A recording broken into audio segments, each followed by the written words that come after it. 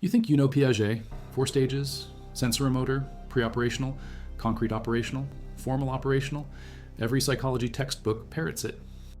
But almost nobody talks about what he actually did. The Swiss biologist who spent 50 years proving that children aren't just small adults with less information. They think differently. Their minds work on fundamentally different logic, and he proved it by watching them fail on purpose. Neuchâtel, Switzerland, August 9th, 1896. A boy is born who will spend his entire childhood obsessed with a question most people never ask. How do we know what we know? Jean Piaget, firstborn son of Arthur Piaget, medieval literature professor, and Rebecca Jackson, daughter of French steel magnates. His mother was intelligent but neurotic. Piaget later said her mental state sparked his interest in psychology. But his father was different. Arthur Piaget modeled something rare: obsessive dedication to intellectual work. Young Jean watched. He learned. At 10 years old, most kids play. Jean Piaget published. He wrote a 1-page paper about an albino sparrow he spotted near his home. 1 page, but it got printed. That paper hit the Natural History Museum's bulletin. At 11, he started working at the Neuchâtel Museum of Natural History, helping classify the collection. Hour after hour, he stared at shells. Mollusks became his world. By 15, he was publishing serious papers on malacology. European zoologists read his work. They assumed the author was an expert, maybe 40, maybe 50 years old. They had no idea they were reading the work of a high school kid who spent his weekends sorting shells. 1818, Piaget earned his doctorate from the University of Neuchâtel. 22 years old. His dissertation, the classification of mollusks in Valais. But something was shifting in his mind. Biology was too narrow. He wanted to understand how knowledge itself gets built, not just what we know, how the machinery of knowing works. He spent a semester in Zurich studying under Carl Jung and Eugen Bleuler at the psychiatric clinic. Then Paris. 1919. He enrolled at the Sorbonne, studied abnormal psychology, learned psychiatric interviewing techniques that would later revolutionize how we study children. Paris. 1920. Theodore Simon hired him at the Alfred Binet laboratory, the same Binet who created IQ tests. Piaget's job was straightforward: standardize Cyril Bert's reasoning tests for French children. Give them the test, score their answers, rank their intelligence. Simple. Except Piaget noticed something nobody else saw. When children gave wrong answers, they weren't random mistakes. They were consistent, systematic, logical, but with a different logic. A 7-year-old's error wasn't stupidity. It was a window into a completely different way of thinking. Piaget threw out the scoring protocol. Instead, he started asking follow-up questions. Why did you say that? How does that work? He spent hours interviewing children, probing their reasoning. Simon wanted numbers. Piaget wanted understanding. He was inventing something new, what he called the semi-clinical interview.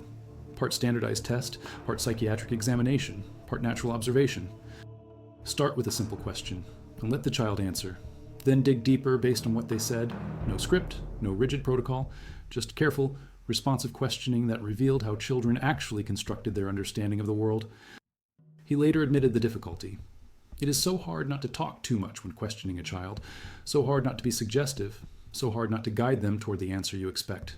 The good experimenter must unite 2 incompatible qualities: know how to observe, to let the child talk freely without checking or sidetracking their utterance, and at the same time constantly be alert for something definitive.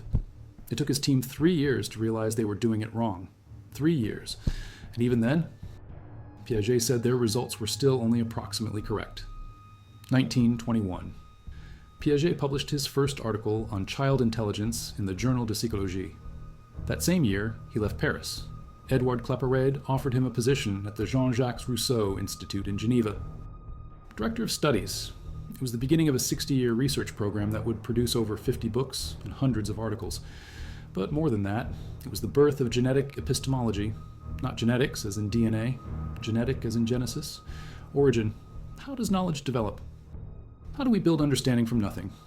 If you value documented psychological history and deep epistemological research like this, subscribe. It's the best way to support our work. Also comment from which city you're hearing this from. Also, this script is researched and factual. Using sources from the International Archives Jean Piaget Foundation in Geneva, published November 2005 in History of Psychology, showing Piaget's early evolution of the clinical method through analysis of his methodological progression during his first decade, combining naturalistic observation with psychometrics and psychiatric clinical examination. sources that scholars cite when they want the real story of how Piaget actually developed his revolutionary approach, not the sanitized textbook version. Now back to the information. 1923. Piaget married Valentine Châtenay, one of his students. 1925, their first daughter Jacqueline was born. 1927, their second daughter Lucienne. 1931, their son Laurent. 3 children, 3 perfect subjects for observation.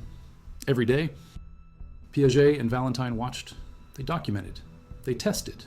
Every milestone, every error, every moment of confusion and breakthrough. Those observations became 3 books: The Origins of Intelligence in Children, The Construction of Reality in the Child, Play Dreams and Imitation in Childhood, published in the 1950s, but based on data collected minute by minute through the late 20s and early 30s. What did he find? Infants aren't blank slates. They start with basic sensorimotor skills: touch, look, grasp, suck. Simple reflex actions. But through repetition and variation, they build schemas, mental frameworks, patterns of action that work. A 6-month-old shakes a rattle. It makes noise. Schema forms. Shaking produces sound. Then they shake a stuffed animal. No sound. Confusion. Accommodation happens. The schema gets modified. Not all objects make noise when shaken. Only some. This is how knowledge builds. Assimilation of new experiences into existing frameworks. Accommodation when the framework doesn't fit. Back and forth. Equilibration. The dance between what you know and what you're learning. But the real genius appears in what Piaget called object permanence, the understanding that things continue to exist even when you can't see them. Sounds obvious to us, but to an infant, revolutionary. Before roughly 8 months, if you hide a toy under a blanket, the baby acts like the toy ceased to exist. Gone. Vanished. Not hidden. Destroyed. After 8 months, they search for it. They lift the blanket. They find the toy. The object persisted through occlusion. Massive cognitive leap. Except Piaget found something stranger. The A not B error. Hide a toy under box A several times. The baby finds it. They learn object persistence plus location memory. Now hide it under box B while they watch. They saw you move it. They watched it go under B. But they search under A anyway. 8-month-olds, 9-month-olds, 10-month-olds. They make the error consistently. Not until around 12 months do they search correctly. Why? Piaget argued their concept of the object was still tied to their actions. The object exists where I found it, not where it actually is. Action-bound cognition. Later research complicated this. Maybe it's memory, maybe it's motor habit, maybe it's social cues from the experimenter. Meta-analysis in 1986 by Wellman, Cross, Barch, and Harris in monographs of the Society for Research in Child Development found that at every age, both above chance and below chance performance occurred depending on delay time and number of locations. The phenomenon is more complex than Piaget thought, but he identified it. He documented it. He showed that infant cognition develops in observable stages with measurable characteristics. Now the famous experiments, the conservation tasks, Piaget's bread and butter, the demonstrations that made him a household name in education circles. Take 2 identical balls of clay. Show them to a child. Ask, do these have the same amount of clay? Any child says, yes, they look identical. Now squish one ball into a long, thin hot dog shape. Ask again, do they have the same amount of clay? Children under 7 say no. Either the hot dog has more because it's longer, or it has less because it's thinner. They focus on one dimension, length or width, and ignore the other. This is centration, inability to consider multiple aspects simultaneously.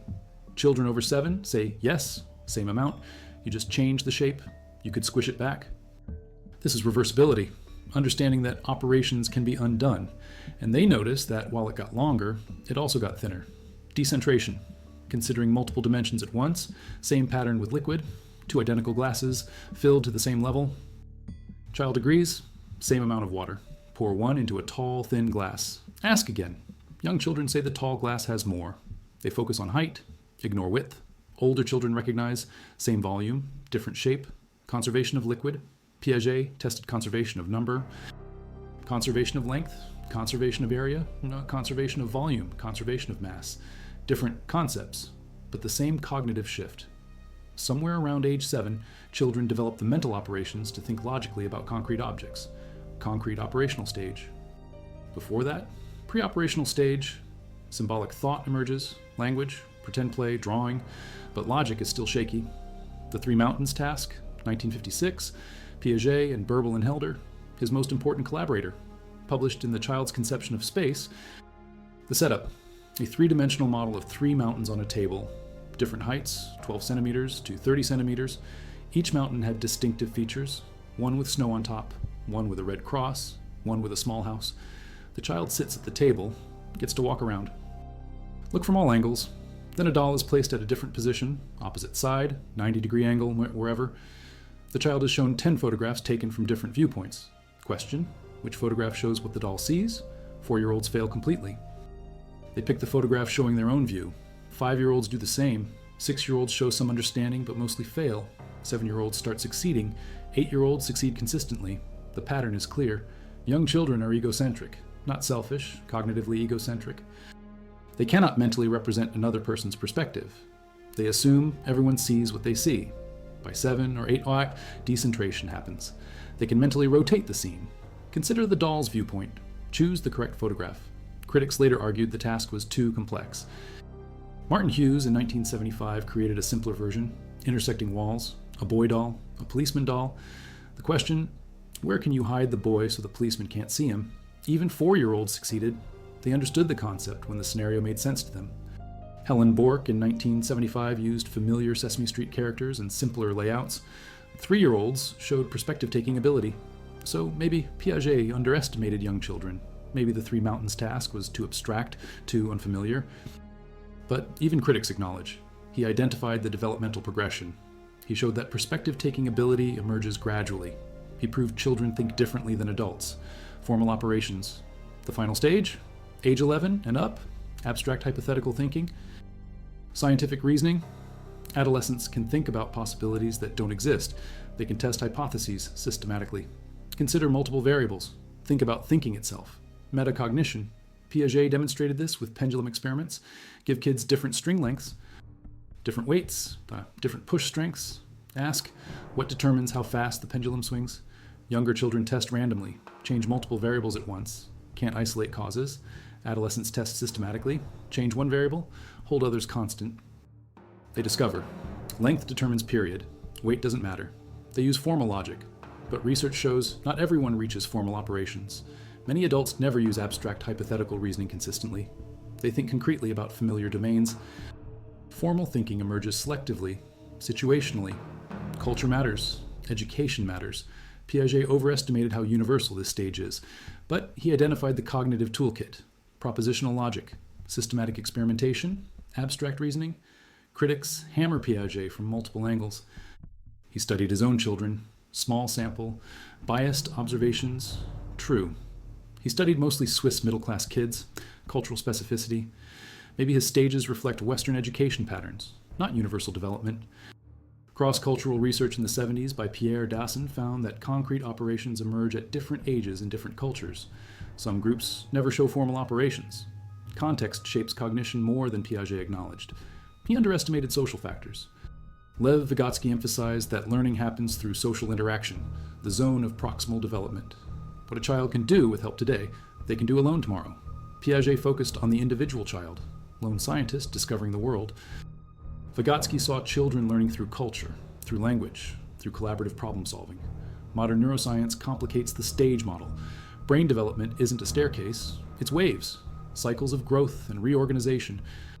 Different cognitive abilities emerge on different timelines, some earlier than Piaget proposed. Object permanence shows up at 3.5 months when measured by looking time rather than reaching. René Baillargeon in 1987 showed infants this age look longer at impossible events. A screen rotating through a hidden box as if the box isn't there. They know the box exists. They're surprised when physical laws seem violated, but they can't search manually yet. Motor control lags behind understanding. Piaget conflated what children know with what they can do, and yet, Piaget got the big picture right. Children aren't miniature adults. Development happens in observable patterns. Early thinking is perception-bound, action-bound, egocentric. Later, thinking becomes logical, abstract, reflective. The sequence holds, even if the timing varies. His clinical method revolutionized developmental research. No more passive observation. No more rigid testing. Interview children. Give them problems. Watch how they solve them. Listen to their explanations. Understand their logic. This approach opened windows into minds that were previously opaque. 1955, the culmination of Piaget's vision. He founded the International Center for Genetic Epistemology in Geneva. Funding came from the Rockefeller Foundation, 288,000 Swiss francs, roughly $650,000 today, approved February 25, 1955. But the foundation wanted to call it philosophy. Piaget objected. Call it philosophy of science if you must, but it's genetic epistemology. The center became his factory. Scholars called it that. Piaget's factory. Interdisciplinary collaboration at scale, psychologists, logicians, biologists, philosophers. Hundreds of researchers from dozens of countries. The center produced 37 volumes of studies in genetic epistemology between 1957 and 1973. Topics ranged from number concepts to physical causality to logical reasoning. The goal? Understand how knowledge develops both in children and in the history of science. How does a child's understanding of mathematics parallel how mathematics developed culturally? Do the stages of individual development recapitulate intellectual history? Ontogeny recapitulating phylogeny? But for ideas instead of bodies. If you value research this deep and documented narratives like this, subscribe. It's the best way to keep this going. Also comment from which city you're hearing this from. This content is researched from the Oxford Research Encyclopedia of Psychology, published March 25, 2021, analyzing archival documents from the Rockefeller Foundation showing how genetic epistemology got funded and organized, plus the article in History and Philosophy of Psychology, Volume 20 from February 2019 on the networking model of the International Center, showing hundreds of collaborators in the systematic interdisciplinary approach that made Geneva the world's center for developmental epistemology, the kind of sources that reveal the institutional machinery behind the science. Now back to the information. Piaget directed the center until his death. 1980, September 16, Geneva, 84 years old. He left a legacy that spans continents, education systems worldwide, reformed based on his insights, child-centered learning, discovery-based learning, constructivism, the idea that children build knowledge actively, not passively. Teachers should provide environments for exploration, not just pour in facts. Students should grapple with problems at their developmental level, create cognitive conflict, challenge existing schemas, force accommodation. But here's the twist. Recent research suggests pure discovery learning doesn't work as well as Piaget hoped. A systematic review in 2016 found that constructivist approaches inspired by Piaget and Vygotsky are less effective than comprehensive approaches that include direct instruction. Children need guidance, not just exploration, structure, not just freedom. The pendulum swung too far toward child-centered learning in some contexts. Piaget's ideas got popularized, simplified, distorted. But examine what he actually said. In conversations with Jean Piaget, Piaget declared, "Education for most people means trying to lead the child to resemble the typical adult of his society. But for me, education means making creators. You have to make inventors, innovators, not conformists." He wanted children to think independently, question assumptions, build their own understanding, not memorize what adults tell them. His methods showed this was possible, that children are naturally curious, naturally experimental. Give them problems worth solving. Watch them solve them. Support their thinking. Don't short-circuit it by giving answers. Consider his impact on assessment. Before Piaget, developmental assessment meant testing whether children could reproduce adult knowledge. After Piaget, we started asking, what can this child do? What is their current level of understanding? What schemas have they built? The concept assessment kit Conservation, developed after his work, provides 6 standardized conservation tasks with comparison data from multiple cultures. It measures where a child is in their development. Early conservation mastery predicts later academic achievement. Not because conservation is inherently important, but because it signals the emergence of logical operations. The mental toolkit for more complex thinking. Look at his collaboration network, Burbel and Helder, his primary partner for decades. They co-authored The Growth of Logical Thinking from Childhood to Adolescence in 1958, The Psychology of the Child in 1966.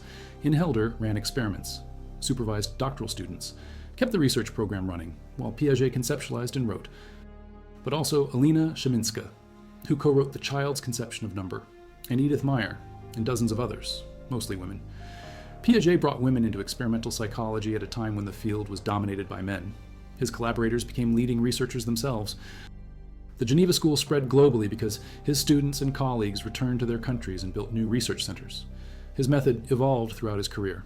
Early work was purely verbal, clinical interviews with children, ask questions, listen to answers, probe reasoning. But he recognized limitations. Children might not understand the question.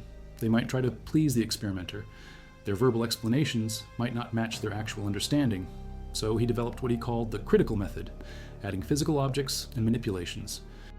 The conservation tasks emerged from this shift. Don't just ask if the amount of clay changed. Show them the clay, let them handle it, watch them react when you transform it. Observe their actions, not just their words. This made the data richer, more reliable, more valid. Piaget's epistemological framework challenged dominant views of his era. Behaviorists said knowledge comes from conditioning. External stimuli shape internal responses. Piaget said no, children actively construct understanding through interaction with their environment. Psychometricians said intelligence is a fixed trait. You measure it, rank people, done. Piaget said no, intelligence is adaptive. It develops. It can improve across a lifetime through learning and experience. He offered a third way, not behaviorism, not psychometrics, constructivism. The child as scientist, testing hypotheses, building models, revising theories. His biological training never left him. He saw cognition as a form of biological adaptation. Organisms adapt to their physical environment through evolution. Individuals adapt to their cognitive environment through learning. Same process. Assimilation and accommodation are biological concepts applied to thinking. When an organism encounters something new, it either assimilates it into existing structures or accommodates by modifying structures. Piaget applied this to knowledge. New experience either fits current schemas or forces schema change. Equilibration is the organism's drive toward balance. Disequilibrium feels uncomfortable. Equilibrium feels satisfying. Children are motivated to resolve cognitive conflicts because their cognitive system seeks equilibrium. Critics say this is too individualistic, too focused on the lone child, missing the social dimension. But Piaget did study social development, the moral judgment of the child. Published 1932, he examined how children develop ethical reasoning. He told them stories with moral dilemmas. John broke 15 cups accidentally while helping his mother. Henry broke 1 cup while trying to steal jam. Who is naughtier? Young children focus on consequences. 15 cups is worse than 1. Older children consider intentions, accident versus deliberate mischief. Henry is naughtier. This shift parallels cognitive development, from focusing on concrete outcomes to considering abstract mental states. From heteronomy, rules imposed by authority, to autonomy, rules constructed through reciprocal respect. Piaget played marbles with children, watched them negotiate rules, asked them where the rules came from. Young children said rules came from adults or God. They're sacred, unchangeable. Older children recognize that rules are social agreements, made by players, can be changed if everyone agrees. This recognition that norms are human constructions, not divine commands, is a major developmental achievement. It enables democracy, moral reasoning, ethical agency. Piaget cared deeply about these outcomes. He served as director of the International Bureau of Education from 1929 to 1967, drafted annual speeches on education policy. He declared in 1934, "Only education is capable of saving our societies from possible collapse, whether violent or gradual." Strong words. He believed cognitive development and moral development intertwine. You can't have ethical citizens without people who can think logically. Consider multiple perspectives. Understand reciprocity. His language research showed how children's speech evolves.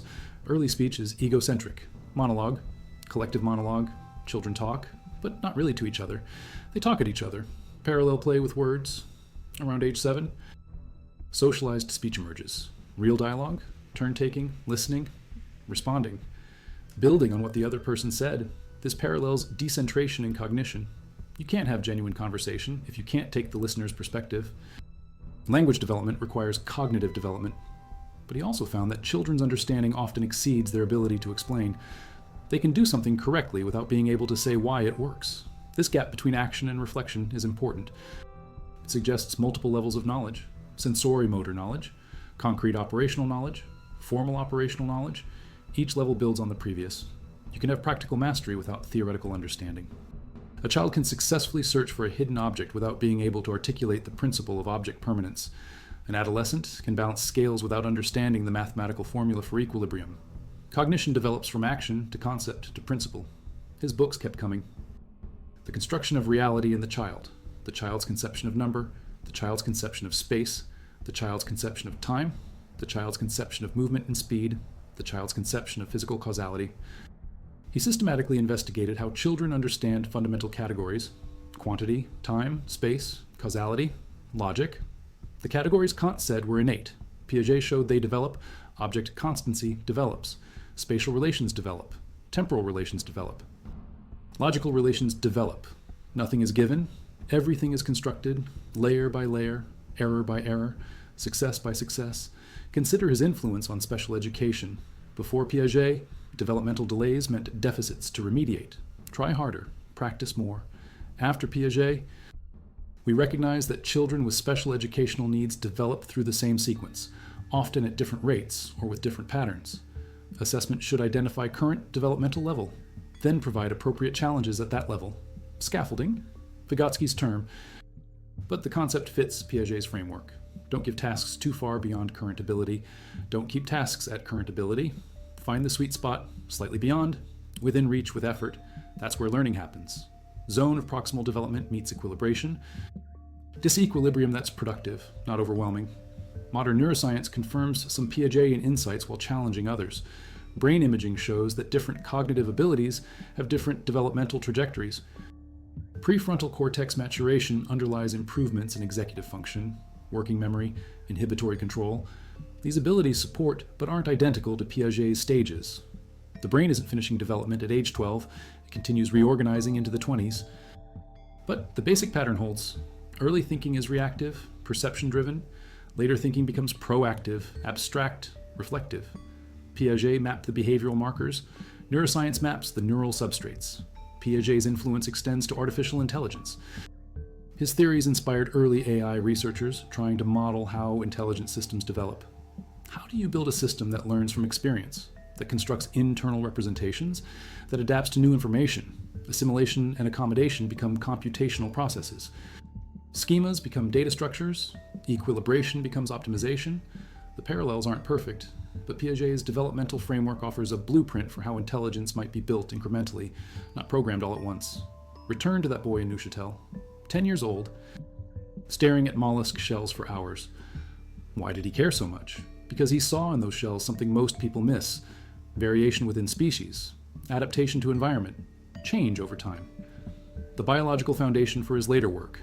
Shells don't start complete, they grow. Layer by layer, incremental construction. Same with knowledge, same with intelligence. You don't start with abstract logic, you build it. Sensorimotor actions first, then symbols, then concrete operations, then formal operations. Each layer depends on the previous. Each transformation creates new possibilities. The International Center for Genetic Epistemology closed in 1984, 4 years after Piaget's death, but its influence persists. The Jean Piaget Society, founded in 1970, continues. International conferences, interdisciplinary scholarship, new generations of researchers testing Piagetian ideas with modern methods. Some predictions fail, some hold up. All of it advances our understanding. That's how science works, not finding permanent truth, building progressively better models. Piaget knew this. He said, "The current state of knowledge is a moment in history, changing just as rapidly as the state of knowledge in the past has ever changed, and in many instances, more rapidly." He published his last major work in 1977, Equilibration of Cognitive Structures, the central problem of intellectual development, the culmination of his thinking. How does the mind reorganize itself? What drives developmental transitions? Not maturation alone, not experience alone, the interaction. The constant interplay between what you bring and what you encounter, between assimilation and accommodation, between stability and change. The process never stops. Even adults continue learning, continue adapting, continue constructing. The stages describe childhood development, but the mechanisms apply throughout life. His archival materials fill rooms in Geneva. Thousands of handwritten protocols, interview transcripts, experimental notes, sketches of apparatus, letters to collaborators, unpublished manuscripts, some found only recently, sitting in piles in his home office. 2 complete books, never sent to publishers. The research program was so vast, so productive, that not everything made it into print. But what did reach the world changed how we understand minds, changed how we teach, changed how we study development. Recent scholars diving into those archives find nuance that textbooks miss. Piaget wasn't dogmatic about stages. He acknowledged variability. He recognized that development is messier than clean categories suggest. He knew his timetables were approximations. He expected future research to refine his models. He welcomed criticism, demanded it. Even, the goal wasn't to be right. The goal was to understand how knowing works. If someone finds better evidence, better methods, better explanations, that's progress. That's genetic epistemology operating on itself. Knowledge about knowledge, developing through the same processes he described. Assimilation of new findings into existing theories. Accommodation when findings don't fit. Equilibration toward better understanding. The textbook version simplifies Piaget into 4 stages and conservation tasks. That's useful for teaching, but it misses the depth, the epistemological ambition, the methodological innovation, the interdisciplinary vision, the sheer empirical richness of his observations. Thousands of children, tens of thousands of experiments, hundreds of tasks, decades of data, all in service of a question philosophers debated since ancient Greece: how do we know what we know? Piaget answered, we build it, starting from birth, using whatever cognitive tools we have, constructing progressively more powerful tools, using those tools to solve progressively harder problems. Knowledge isn't discovered like treasure. It's built like a cathedral, stone by stone, generation by generation. His 3 children grew up. Jacqueline became a teacher. Lucienne became a psychologist. Laurent became an economist. All 3 experienced something rare: their cognitive development documented with scientific precision, every error recorded, every breakthrough noted. Did that help them? Harm them? We don't know, but they turned out well. Productive lives. Normal development. Piaget's observation didn't stunt their growth. Maybe it helped him understand them better, meet them where they were, provide appropriate challenges, or maybe his children developed despite being observed, not because of it. But they gave psychology something invaluable: detailed longitudinal data from birth through early childhood, the kind of data you can't get any other way. Piaget never won the Nobel Prize.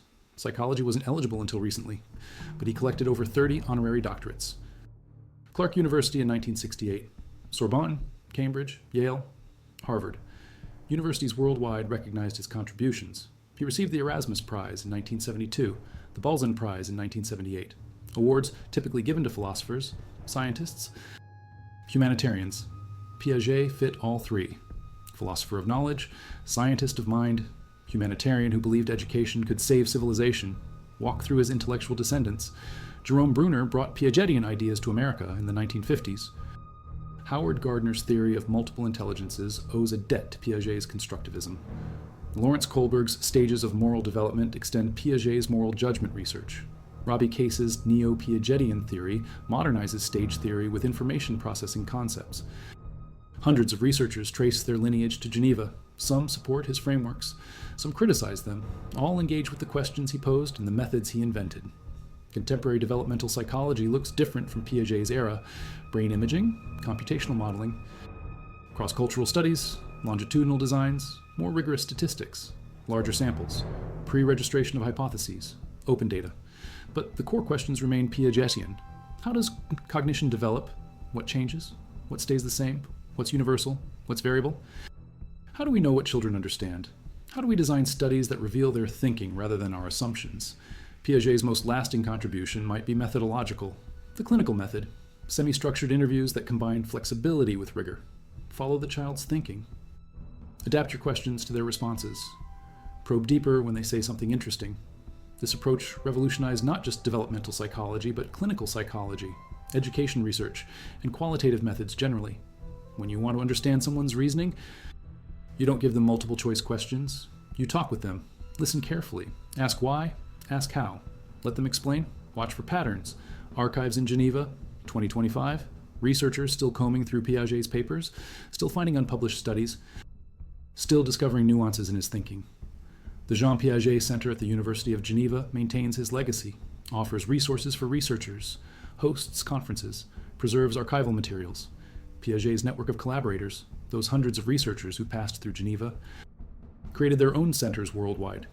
The ripples continue spreading. Here's what textbooks miss. Piaget wasn't trying to prove children are limited. He was trying to prove they're competent at their level, working with the cognitive tools they have. A pre-operational child isn't a failed concrete operational child. They're a successful pre-operational child. They can do things infants can't: use symbols, pretend, remember, categorize. They just can't yet do certain logical operations. That's not deficiency, that's development. Each stage has its own logic, its own integrity. Recognizing this changes how we treat children, not as incomplete adults, as complete children, thinking child thoughts, making child sense of the world, the A not B error, conservation failures, Three Mountains egocentrism. These aren't broken thinking, they're thinking in progress. The 8-month-old who searches at location A after watching the toy move to B isn't confused. They're using the best strategy they have. Go where I found it before. Works most of the time. Just not in weird experimental situations where adults move things around deliberately to trip you up. The 5-year-old who says the tall glass has more water isn't measuring poorly. They're using the best heuristic available. More height means more stuff. Works for many situations. Just not for conservation problems where shape changes but quantity doesn't. Piaget showed us children's errors are not noise, they're signal. They reveal the cognitive structures currently available. When structures change, errors disappear. Not because children memorized correct answers, because their thinking changed. They built new mental operations that apply broadly across domains. Conservation doesn't emerge separately for number, liquid, mass, length, area, and volume. It emerges as a general logical competence. Once you understand that quantity is conserved across transformations, you can apply that understanding to multiple types of quantity. That's the genius of operations. They're general purpose tools, and build them once, use them everywhere. Piaget's final years, still writing, still theorizing, still supervising research, the center producing volumes, international collaborations, but also quiet time, reflecting on 6 decades of work. What had he learned? That intelligence adapts, that knowledge builds, that children are active constructors of understanding, that education should support natural development rather than fight it, that the questions of epistemology require empirical investigation. You can't just philosophize about knowledge, you have to study how knowledge actually develops. Watch children, give them problems, see what they do. Infer the cognitive structures supporting their actions. Test your inferences with new problems. Refine your theories. Keep going. Geneva Archives, 2005. Mark Ratcliffe analyzing the evolution of Piaget's clinical method, finding unpublished protocols. Discovering how methodology developed through trial and error, 2019. Ratcliffe again, examining the networking model of the International Center, mapping collaboration patterns, counting researchers, following the flow of ideas across borders. This is how science honors its pioneers, not by freezing their ideas, by studying them historically, by understanding the context that produced them, by tracing their influence, by testing their predictions. The late reveal that reframes everything. Among Piaget's unpublished manuscripts, researchers found detailed protocols from thousands of conservation tasks performed in the 1940s and 50s, children's exact responses, experimenters' notes, success rates by age. The data showed something textbooks simplify away. Conservation doesn't flip like a switch at age 7. It emerges gradually, inconsistently. A child might conserve number but not volume, conserve volume but not weight, conserve in one context but not another. The stages aren't discrete bins. They're attractors in a continuous developmental space. Piaget knew this. He called it horizontal décollage, the same logical operation appearing at different times for different content. The unpublished data is messier, richer, more human than the cleaned-up version in books. It shows that development is probabilistic, not deterministic, stochastic, not scripted. The stages describe general trends. Reality is variation within trends. Children aren't miniature adults, they're children. With child minds, building understanding one schema at a time. That's what Piaget proved. That's what most people miss.